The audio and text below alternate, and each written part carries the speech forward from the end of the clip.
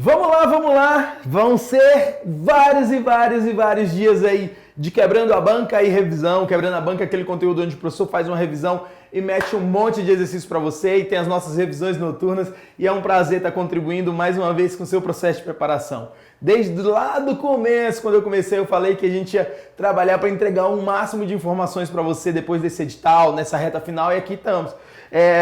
Quebrando a banca manhã e tarde, com revisões à noite, trabalhando para entregar conteúdo para você. Se você é aluno do curso completo lá, focado na EBSER, nesse que foi um curso pós-edital, com conteúdos ali direcionados e preparados para você, esse conteúdo é gratuito para você, tá? Ou se você não é aluno desse curso, você pode clicar no link aqui abaixo na descrição e adquirir, tá bom? Já tem uma parte dessa aula, o professor vai entrar agora com uma série de conteúdos. A gente está todo mundo focado, a equipe inteira focado nessa revisão, porque você sabe que essa é a fase mais importante do seu processo de estudo. Não é hora de tentar aprender mais nenhuma coisa, não é hora de ficar ansioso ou preocupado com mais nenhuma coisa. É hora de assistir aulas, revisar, se preparar, fazer um intensivão aí para você conseguir chegar no seu objetivo, que é passar nesse concurso da EBSER. Se depender da gente, a gente vai te colocar lá, tá bom? Vamos de aula, pega papel, pega caneta, vamos lá. E no final eu tenho um recadinho para você, tá bom? Vamos lá, beijão, vamos para cima. Olá pessoal, eu sou a professora Lorena Raizama e voltei aqui mais uma vez no Quebrando a Banca, porque hoje a gente vai falar sobre manuseio de equipamentos, conforme está lá no edital da EBSER. Olha só, galera, hoje a gente vai abordar limpeza, inspeção, embalagem, armazenagem e esterilização. A gente vai fazer um pouquinho de teoria e depois a gente responde mais algumas questões, tá bom? Bora lá? Vamos começar falando um pouco de limpeza automatizada versus limpeza manual. O que a gente tem para ressaltar sobre isso para nossa prova? Galera, o que é melhor, fazer limpeza manual ou limpeza automatizada? Não dá pra gente falar o que é melhor, dá pra gente saber fazer o melhor de cada um. Seria assim, ó, se eu escolher uma limpeza automatizada, então vamos apostar numa máquina que esteja validada, que eu consiga fazer as manutenções preventivas, as manutenções corretivas, tudo registrado bonitinho, as calibrações. Quando se fala de uma limpeza automatizada, temos algumas máquinas que são mais importantes, inclusive tem uma importantíssima que nós vamos falar que está ressaltada lá no edital da EBSER. E também é importante a gente falar da limpeza manual. O que a gente precisa ressaltar de limpeza manual? Quando fazer a limpeza manual?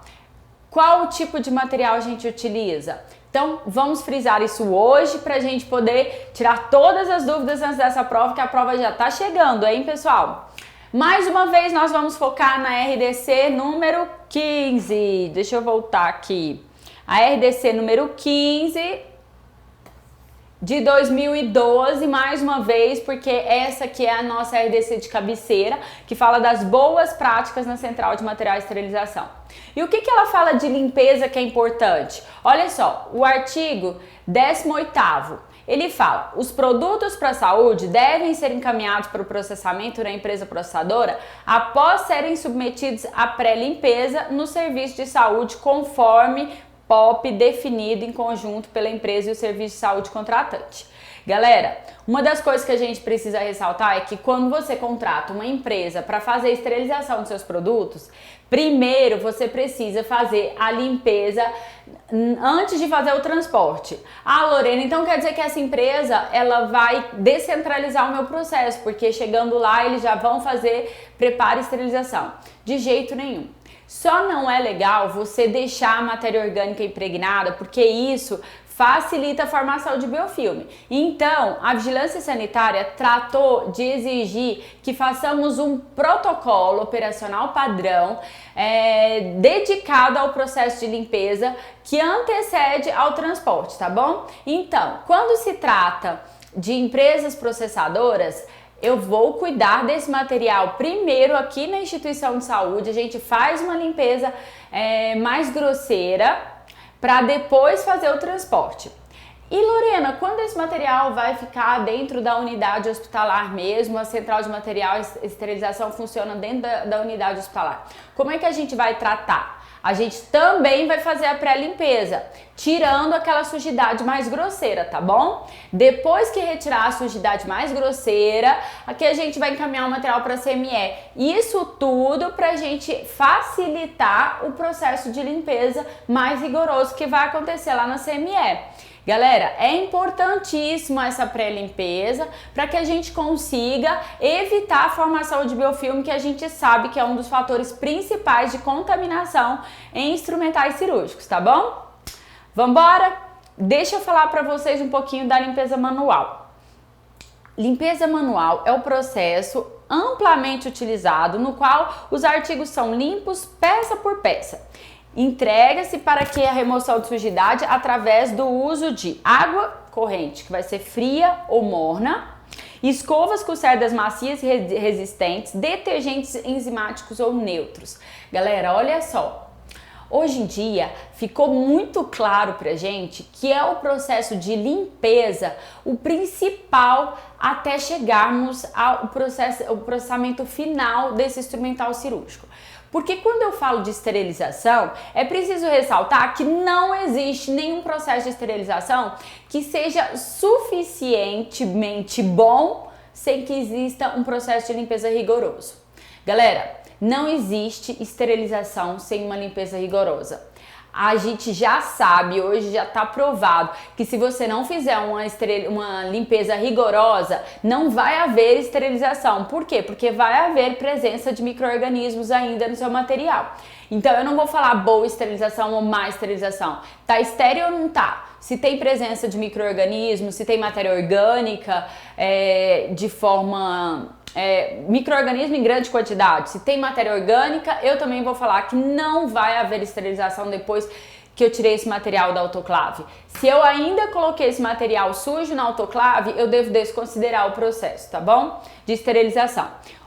A carga de bioburden, que é a carga de micro-organismo, ela decai cerca de 99% nos primeiros segundos, nos primeiros minutos de um processo de limpeza muito rigoroso. Então, olha só, galera, se você faz um processo de limpeza muito rigoroso, utilizando água quente, detergente enzimático, as nossas escovas específicas, aqui eu ainda vou falar sobre este outro instrumento aqui que nos ajuda muito. Se a gente conseguir unir tudo isso e fazer uma limpeza muito rigorosa, a gente vai ter uma redução da carga de bioburden tão importante que os primeiros minutos chegam a 99%. Olha só que interessante. Daí a esterilização é muito mais simples de acontecer, né, gente? Porque aí só basta fazer a eliminação daqueles micro-organismos que não são visíveis e que podem ainda ser contaminantes no nosso instrumental. Galera, é importante a gente ressaltar a utilização das escovas de cerdas macias para lumens. O nosso grande vilão hoje é o biofilme. Se o grande vilão é o biofilme, imagina só quando se fala de materiais com lumens cegos.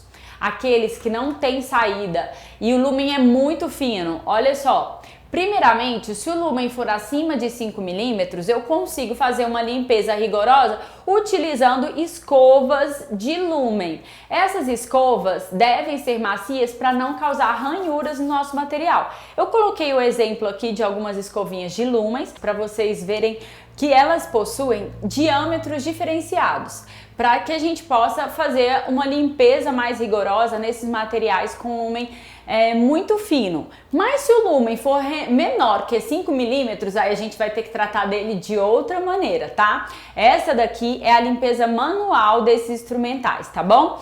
Eu coloquei aqui também a foto de uma pistola, é a nossa pistola de ar comprimido. Temos pistolas também na CME que auxiliam o processo de limpeza, liberando fortemente jato de água, liberando também detergente enzimático. Olha só, esses jatos com ar comprimido e jato d'água, ele pode ser adaptado na pistola com as ponteiras diferentes que a gente tem. O ideal é que todo expurgo possua os dois tipos de material, tá? Para facilitar o processo de limpeza. Tanto as pistolas quanto as escovas são importantes quando se trata de limpeza de lumen. E pra gente complementar, vamos falar um pouquinho do detergente enzimático e do detergente neutro.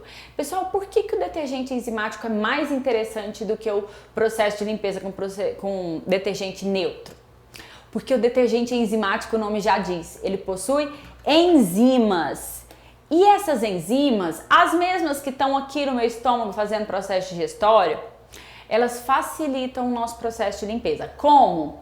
Eu vou deixar meu material imerso na água com detergente enzimático, cerca de 3 a 5 minutos, conforme a indicação do fabricante. E essas enzimas, elas vão atuar na matéria orgânica, ajudando a quebrar essas partículas. Olha só, aqui ela me auxilia no processo digestório. Lá no nosso material, ela vai auxiliar na quebra da matéria orgânica e vai ajudar a iniciar esse processo de limpeza. E é tão interessante que a gente indica fazer isso antes que o profissional tenha contato com esse produto, com o instrumental cirúrgico. Por quê? Para que evite que ele tenha contato com excesso de matéria orgânica. Então, deixar o material imerso no detergente enzimático é de grande valia, tá bom? Cuidado com esse tempo, porque o detergente enzimático indicado é um tempo bem menor mesmo que a desinfecção. E é muito comum os avaliadores colocarem na prova esses tempos e os meus alunos confundirem. Então, prestem atenção aí, tá? A ação das enzimas, ela dura de 3 a 5 minutos. Depende, lógico, do fabricante, do tipo de enzima que está sendo trabalhada. Mas o detergente enzimático, ele tem sim um tempo menor, tá bom? Vamos lá falar agora da automatizada. Olha só, quem lava vasilha em casa sabe que água quente facilita meu processo de limpeza. E aí retirar aquela gordurinha com água quente é muito mais fácil. Gente, a gente tem uma lavadora aqui que facilita muito nossa vida. Eu tenho água quente na torneira para fazer manual e eu tenho água quente na lavadora para fazer a limpeza automatizada. Porque assim eu consigo acelerar ainda mais o meu processo. Essa é a lavadora ultrassônica, que está listada lá no seu edital. Olha só, a lavadora ultrassônica, ela tem água quente, tem detergente enzimático, tem um processo chamado cavitação, que são inúmeras bolhas implodindo ao mesmo tempo e empurrando essa matéria orgânica, tá? E eu ainda tenho o ultrassom, que são as ondas sonoras que vão ajudar na quebra da partícula que está fixada no instrumento. Olha só, pessoal, a RDC número 15 de 2012 tratou de ressaltar a importância da utilização da lavadora ultrassônica. Por quê? Porque a gente sabe que para fazer uma limpeza de lúmen rigorosamente fino, não existe um outro processo que seja mais eficaz, a não ser a lavadora ultrassônica.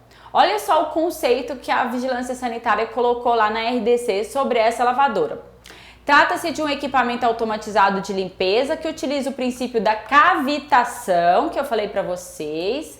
A cavitação são as bolhas que vão implodindo, onde ondas propagadas em solução aquosa rompem os elos que fixam a partícula da sujidade do produto. Olha só, eu ainda tenho as ondas sonoras quebrando a partícula do produto,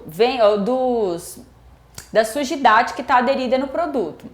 Olha só, galera, a lavadora ultrassônica passou a ser obrigatória todas as vezes que formos trabalhar com lúmen muito fino. Quanto, Lorena? Lúmen com menor que 5 milímetros, tá bom? Olha só, para produtos para saúde cujo lúmen tenha diâmetro inferior a 5 milímetros, é obrigatório que a fase automatizada da limpeza seja feita em lavadora ultrassônica com conector para canulado e que utilize tecnologia de fluxo intermitente. Galera, a RDC número 15 de 2012 com essa RDC passou a ser obrigatória a utilização da lavadora ultrassônica todas as vezes que tivermos lúmens menores que 5 milímetros. Fica de olho nisso, porque tá lá no seu edital a lavadora ultrassônica, tá? E olha só, aqui a gente tem um sistema chamado sistema Luer Lock, que ele permite que essa cavitação chegue mais fortemente dentro do lumen do seu instrumental, fazendo a fixação do Luer Lock com o instrumento que eu estou fazendo a limpeza. Nesse caso aqui, a gente tem os catéteres. Olha, não vamos levantar a questão do catéter ser reprocessado ou não, tá? É só ilustração. Para vocês saberem que para fazer uma limpeza rigorosa aqui, a gente precisa alcançar um lumen que às vezes tem lá 2 milímetros. E olha só, e eu preciso alcançar uma extensão muito longa, maior que 1 metro. Então, é necessário que a gente tenha a lavadora ultrassônica para conseguir fazer isso, tá? Porque a água quente, o detergente enzimático, as ondas sonoras e o processo de cavitação vai nos ajudar a quebrar as partículas que estão fixadas ali e evitar a formação do biofilme, ok? Fechado, lavadora ultrassônica, obrigatório quando o lumen for menor que 5 milímetros. O restante dá pra gente usar nossas escovinhas na limpeza manual. Os outros lumens acima de 5 milímetros. Mas quando o lumen for menor que 5 milímetros, nananana, vamos ter que optar por uma lavadora específica, a lavadora ultrassônica. Olha só, é importante a gente saber que às vezes o profissional que está no processo de limpeza, ele não consegue visualizar tudo e passa desapercebido uma coisinha ou outra e fica uma sujidade retida, né? Como a gente sabe que a etapa principal do processo é a limpeza, hoje passou a ser obrigatório o processo de inspeção com utilização de lupas que aumentem no mínimo 8 vezes o tamanho normal do meu material. Sim, essa é a RDC número 15 de 2012, artigo 76. O artigo 76 frisa a necessidade de fazermos a avaliação da limpeza, fazendo uma inspeção visual. Mas essa inspeção visual precisa de um auxílio dessa lente aqui, ó. É uma lente que faz o aumento do material em no mínimo 8 vezes, tá bom? É o que está preconizado lá, ó. No mínimo 8 vezes o aumento da imagem para que eu consiga observar a presença de alguma sujidade. Esse profissional, ele tá lá sentado na mesinha de inspeção focado nesse processo, tá? Porque para eu garantir que a esterilização vai acontecer, eu preciso garantir que o processo de limpeza tenha sido rigoroso. Então esse profissional, ele vai desmontar peça por peça, utilizando essa luminária com lupa, tá bom? Lindo, né? Olha aí que foto bonita. Se todo mundo fizesse sempre assim, hein? Mas a RDC tá pedindo pra gente fazer, então bora lá, porque esse tipo de sujidade aqui pode ser fatal pro meu paciente, hein? Depois que a gente faz o processo de inspeção, a gente vai optar por uma embalagem, a embalagem ideal para esterilização desse material. Então, qual é a embalagem ideal? Pessoal, eu não tenho uma embalagem que seja ideal para qualquer material e qualquer processo de esterilização. As embalagens precisam ser de acordo com o processo de esterilização e a complexidade do material, tá bom? Então, nenhuma embalagem eu vou poder dizer que é unânime para tudo. A gente faz o seguinte, vamos avaliar todas as etapas desse processo de esterilização para ver qual vai ser a embalagem ideal. Olha só, a embalagem, como um todo, todas elas precisam permitir a esterilização do artigo, pode ser odonto médico hospitalar. E precisa manter o meu material estéril até o uso. Eu tenho que pensar no transporte até a utilização.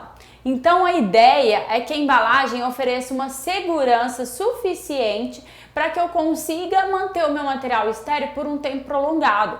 Porque eu não tenho mais aquele tempo pré-estabelecido para esterilização como era antigamente. Antigamente a gente sabia que a embalagem X ficava 3 meses, a embalagem Y 6 meses. Não se usa isso mais. Hoje a gente precisa assegurar a forma de armazenamento, assegurar o transporte desse material e não mais ficar preocupado exatamente com o tipo de embalagem que você está utilizando, tá bom? Olha só. É importante ressaltar que todas as embalagens utilizadas para esterilização precisam ter registro na Anvisa. Lógico, né, gente? Isso aqui é obrigatório para qualquer uma. Agora, esses itens aqui, Alguns são mais importantes, outros menos, né? Tipo, visibilidade do conteúdo não é obrigatório, mas é muito legal quando eu tenho visibilidade do conteúdo, porque evita que as pessoas fiquem tocando no material. Cada vez que eu toco no meu material, eu aumento muito a chance de contaminação. Por quê? Porque minhas mãos estão cheias de micro-organismos e ao tocar o material, eu deixo algumas bactérias ali. Então, evitar o toque é importante. Se eu já sei o que tem dentro, é menos necessário que eu faça isso, né? Que eu toque o material. A utilização de indicador químico. Olha só, a gente tem, por exemplo, o indicador classe 1, a fita zebrada. Algumas embalagens, por exemplo, o grau cirúrgico, ela me dá a mesma funcionalidade da fita zebrada. Eu consigo saber se meu material passou pelo processo sem necessariamente ter a fita zebrada, porque na lateral da embalagem tem uma fita termoquímica que muda de coloração depois que passa na autoclave. Assim, eu vou saber que o meu material já passou pelo processo e aí já é o meu indicador classe 1, tá bom? A selagem precisa ser segura.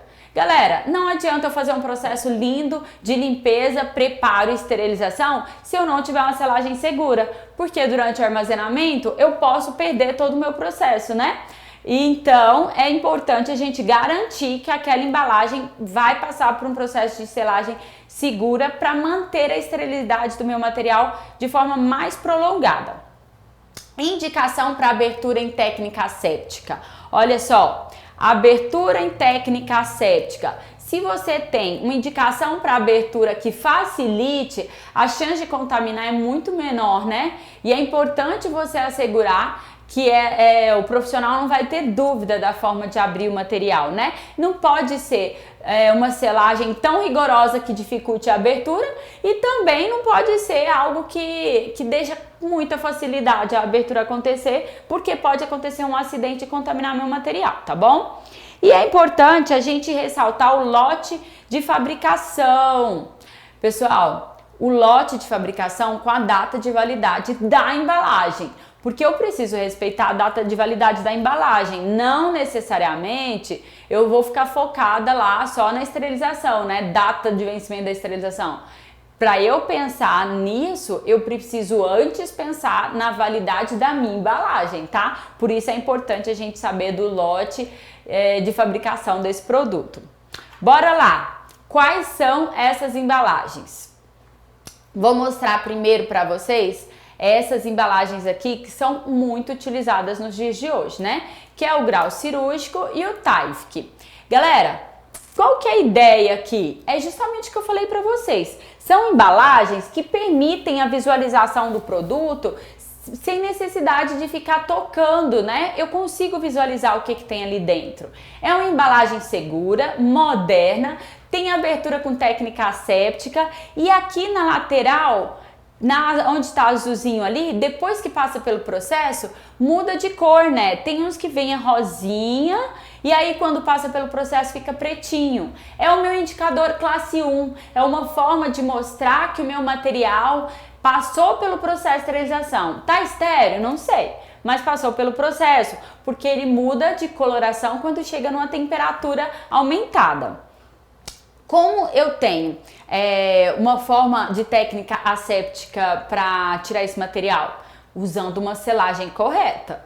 Tem um pessoal aí, sabe, que anda fazendo selagem de forma totalmente errada.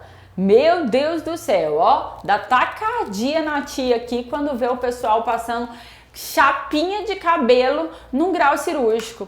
Quando vê o pessoal querendo fechar com fita crepe. Ai, ai, ai, valei-me. A vigilância sanitária sabia que o pessoal estava fazendo isso por aí e veio lá com a RDC número 15/2012, artigo 80. A selagem de embalagem tipo envelope deve ser feita por termoseladora conforme a orientação do fabricante. Galera, ou conforme a orientação do fabricante. Por quê? Porque a gente tem fabricante que facilita essa selagem utilizando uma espécie de uma cola que dá para você colar como se fosse um envelope ali, já vem pronto, o papel, o grau cirúrgico já vem cortado.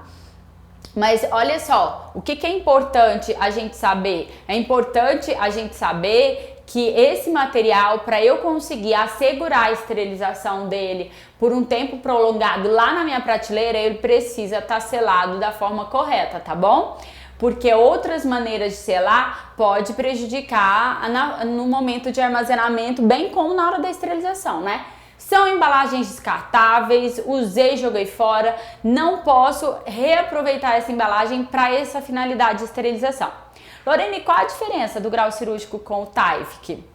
Olha só, o Tyvek, ele veio para o mercado na época em que nós estávamos utilizando muito a esterilização por PPH, plasma peróxido de hidrogênio.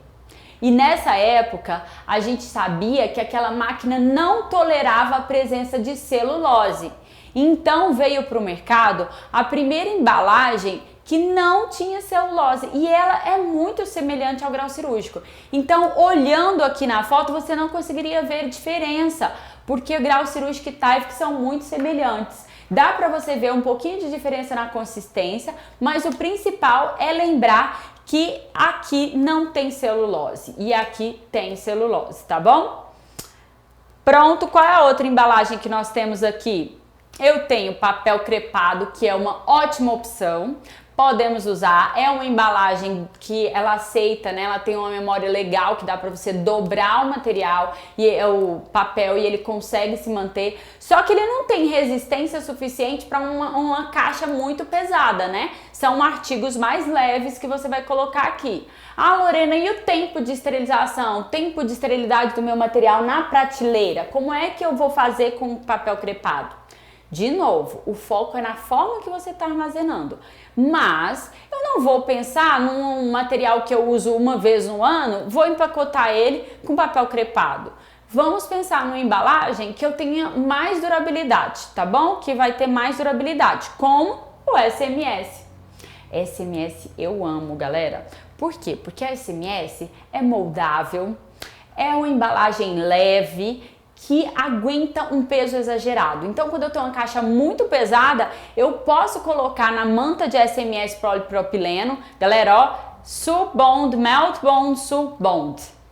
SMS, polipropileno, TNT, tecido, não tecido. Só que é um tecido, não tecido, com 3 camadas, a S, a M e a S. E aí, galera, essa embalagem é muito utilizada nos dias de hoje. O que ela tem que um pouco me deixa triste? É o fato de eu não conseguir visualizar o que tem ali dentro. E é comum ver o pessoal da equipe tocando no material, sabe? Mas eu consigo deixar o material de forma confiável na minha prateleira por muito tempo. Diferente de outras embalagens que que agregam umidade. Essa daqui não, ela é repelente à água e ela não fica úmida com a temperatura do ambiente. Galera, adoro SMS, porque o SMS ele é confiável e ele aguenta material muito pesado, tá bom? Eu posso colocar 3, 4 mantas de SMS para suportar isso daqui e a gente ainda continua assegurando, porque olha só, pessoal, a gente chama de embalagem secundária, né? Eu tenho uma outra embalagem assegurando a integridade da primeira embalagem. Isso é muito bom porque você consegue ter mais confiança no armazenamento. Galera, então já foi já foi grau cirúrgico, já foi SMS, Tyvek e crepado. Agora a gente precisa falar sobre o Craft. O que vocês acham? Tchanã, eu volto já já para falar. Vamos dar um tempinho? Eu já te encontro, vou ali beber água. Foi um prazer entregar essa aula para você que ainda não é aluno aí do curso específico da EBSER, mas agora essa aula continua lá dentro da área do aluno exclusivo para quem é aluno do curso da EBSER, para quem comprou aquele outro pacote, tá?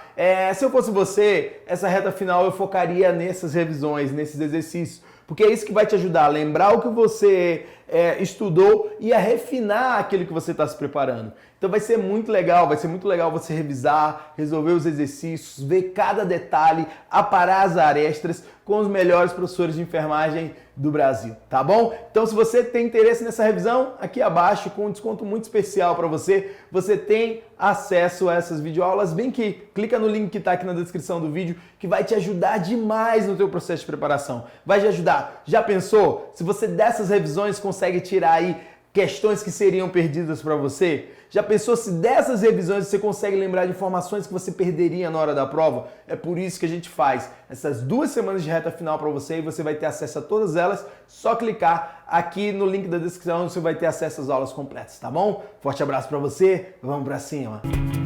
ENF Concursos, sua melhor preparação em concursos de enfermagem.